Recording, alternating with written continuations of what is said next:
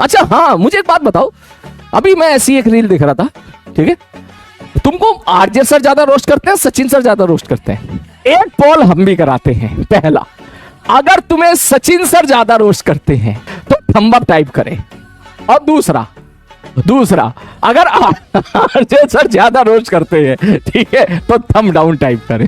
Balance बना रहना चाहिए भाई, बैलेंस बना रहना चाहिए। जरा एक बार चेक करके देखते हैं बोथ टाइप। चलो भैया देखते हैं। हाँ ले भाई साहब, 77% बच्चे हमारे यहां पर है, 22% बच्चे हमारे यहां पर है।